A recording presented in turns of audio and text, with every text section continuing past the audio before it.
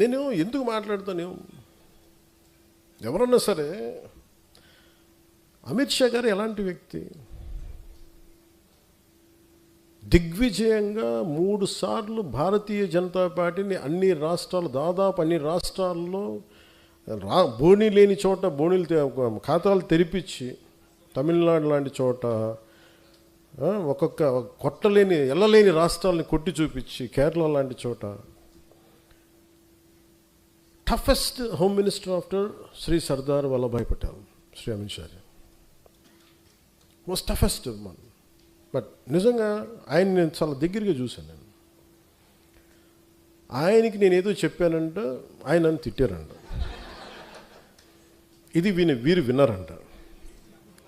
వీరికన్నా మనోహర్ గారికి తెలిసిన వ్యక్తి ఆయన చెప్పి, మనోహర్ గారు చెప్పి ఆయన చెప్పారంటే వీరు విన్నారంట. నాకు ఏమనిపిస్తుంటే, రోడ్డు మీద వెళ్ళేవాళ్ళు ఎవరో మాట్లాడితే వేరు, ఒక క్రెడిబిలిటీ ఉన్న విశ్లేషకులు ఇలా మాట్లాడితే తప్పదు. ఇప్పుడు నా గురించి కూడా మాట్లాడినాక నన్ను ఎన్నిసార్లు క్యారెక్టర్ అసాసినేట్ చేశారు, ఎన్నిసార్లు నన్ను తిట్టారు అన్నారు, తిమ్మారన్నారు, అవన్నీ పట్టించుకోవాలి. కానీ అమిత్ షా గారి పేరు వినిపిస్తే మటుకు నాకు తప్పు అనిపించింది, అది నేను ఖండించాలనిపించింది. దేనికంటే ఆ స్థాయి వ్యక్తుల్ని, కశ్మీర్ని ఆర్టికల్ 317 రద్దు చేయించి అలాంటి పరిస్థితులను హ్యాండిల్ చేసిన వ్యక్తి, వెస్ట్ బెంగాల్ని అసలు దేశంలో ఉంటుందా లేదా భవిష్యత్తులో ఉన్న దాంట్లో నుంచి దేశాన్ని దాన్ని బయటికి తీసుకొచ్చిన వ్యక్తి, అలాంటి వ్యక్తి గురించి తేలిగ్గా మాట్లాడేస్తే మరి స్థానికంగా ఉన్న ఆంధ్రప్రదేశ్ బీజేపీ నాయకులకి ఎంత బాధ ఉందో నాకు తెలియదు. కానీ ఎందుకంటే ఇద్దరే మాట్లాడారు అమిత్ షా గారి గురించి మాట్లాడితే. ఇంతమంది ఎంపీలు ఉన్నారు, ఎమ్మెల్యేలు ఉన్నారు, ఎంపీలు ఒక్కళ్ళు మాట్లాడాల, ఖండించలా. కనీసం ఇది నేను నాకున్న వారికి ఉన్న గౌరవంతో నేను ఖండించాల్సి వచ్చింది.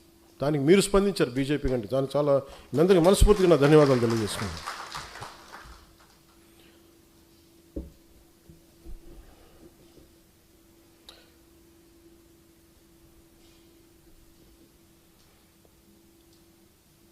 వాళ్ళు అనేది ఏంటి మేజర్గా, నేనంట వైసీపీ నాయకుడి గురించి అంటే ఆయనకి జైలుకి వెళ్ళిపోవాలి, అరెస్ట్ చేయాలంటే ఆయన అంటే క్లాస్ తీసుకున్నారు అంటున్నారు.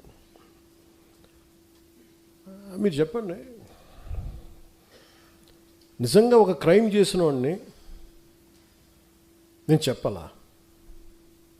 అంటే ఒకటి జైలుకి వెళ్ళిపోయి ఒకళ్ళకి ఏదైనా అయిపోతే దానివల్ల జనసేన ఎదుగుతాడు, పవన్ కళ్యాణ్ ఎదుగుతాడు, అంత దిగజారుడు మైండ్ సెట్ ఉందా? అసలు దానికోసం పాలిటిక్స్కి వస్తాం? అసలు మీరు పాలిటిక్స్లో మీరు ఎంపీ ఇలాంటి వాళ్ళు ఎవరు పాలిటిక్స్లో లేనప్పుడు కదా నేను వచ్చి రోడ్డు మీదకి వచ్చి ఆ రోజున వైఎస్ రాజశేఖర రెడ్డి గారు ముఖ్యమంత్రిగా ఉన్నప్పుడు కదా నేను నా తుపాకీని సరెండర్ చేసి కదా నేను పాలిటిక్స్కి వచ్చింది. ఏం మాట్లాడతారు మీరు? ఎంత తెగింపు ఉంటే వస్తాం, ఎంత తెగించే గుణం ఉంటే వస్తాం పాలిటిక్స్కి. అలాంటి నేను కూర్చోబెట్టంటే వైసీపీ నాయకుడు అంటే ఆయన జైలుకి వెళ్ళాలని చెప్పానని ఈయన ఊహించుకొని చెప్తారు. అదో పెద్ద న్యూస్ అది. మరి మీరందరికీ కళ్ళుకి ఏం కనిపించట్లేదండి? మీ అందరికీ సమస్యలు కనిపించట్లా? ఎంతసేపు వైసీపీ నాయకుడు జైలును ఇవేనా? నేను వెళ్ళి ప్రధానమంత్రి గారితోటేను అమిత్ షా గారితో మాట్లాడితే ఇవే కనిపిస్తాయా? ఇంకేం ఉండవు మాకు సమస్యలు? దేశ భవిష్యత్తు గురించి మాట్లాడమా? ఆంధ్రప్రదేశ్ అభివృద్ధి గురించి మాట్లాడమా? కూర్చోబెట్టి వీళ్ళని జైల్లో పెట్టండి, వాళ్ళని జైల్లో తీయండి, వీళ్ళ నడుంకి బెల్ట్ కట్టేయండి, వాళ్ళ గురుజులు ఇవే చెప్తాం చిన్నాలి.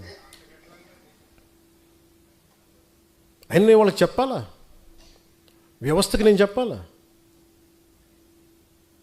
ఏసీబీ కోర్టులోనూ వాళ్ళకి క్రైమ్స్ లేవా? రిజిస్టర్ అవ్వలేదు, వాళ్ళు కోర్టులకు వెళ్ళవు, కోర్టులు పనిచేయట్లేదు, కోర్టులకు మేము చెప్పాలా? సుప్రీంకోర్టు జడ్జిలకు తెలియదా ఎవరు నేరం చేశారు, ఎవరు చేశారని తెలియదా? మేము చెప్పాలా?